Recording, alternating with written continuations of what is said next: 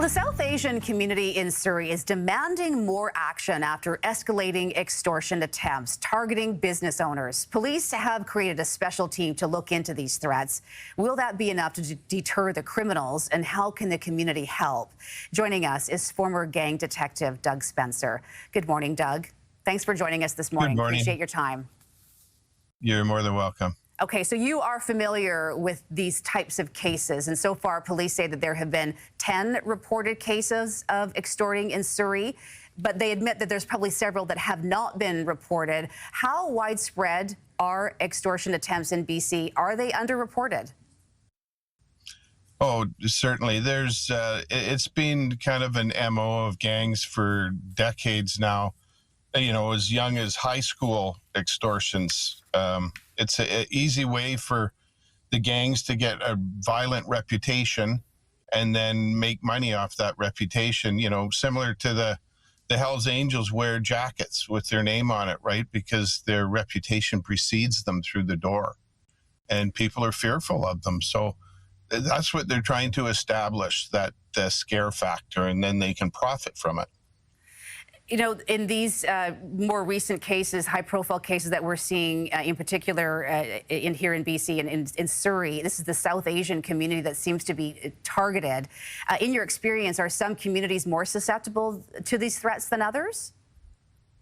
No, it's ebb and flows, right? I dealt with the Vietnamese community years ago on Kingsway in Vancouver, and all the stores pretty much were paying extortion to these guys.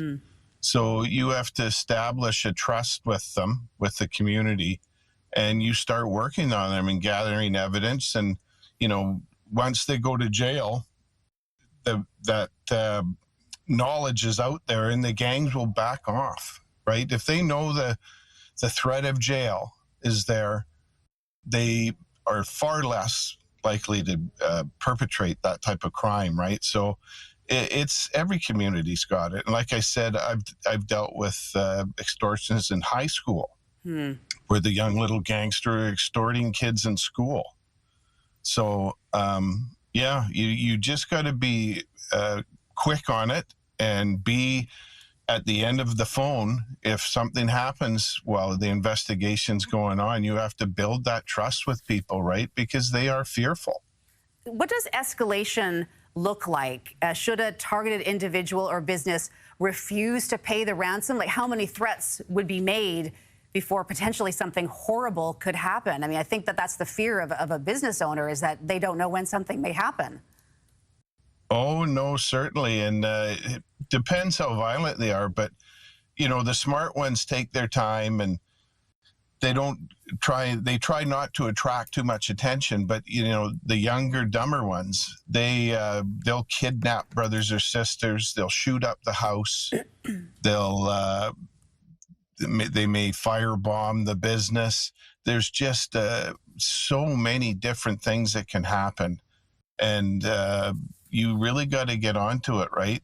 Like right away. And, the thing that's certainly lacking right now is the punishment factor. These guys are getting bail for doing 2, 3, 4 similar violent offenses.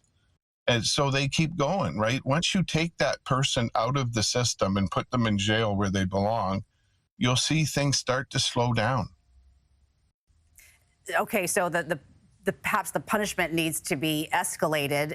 How does the community support these crackdowns? Yeah, no, you be there and you be sending emails to your MPs and stuff, and the government officials representing you, and tell them, I want these guys in jail. They're a threat to our community, to people, and they don't belong in our society, right? They have to get on the emails and voice their opinion, because the politicians, they're supposed to represent us, right? And there was a crime taken. The federal Liberals took it off the 10 years extra if you use a firearm when you're committing an indictable offense. Why they would take that off the record is just ridiculous, because you're trying to stop the use of guns. Well, right? If a guy knows he gets 10 more years on top of his regular sentence, he's, not likely going to be using guns. Well, a lot of people are He'll looking use for other means. a lot of people are looking for solutions to this, what has become a pretty big problem. Doug Spencer, former VPD officer, now working for Odd Squad. Thank you so much for your expertise in this area. Appreciate your time. You're more than welcome.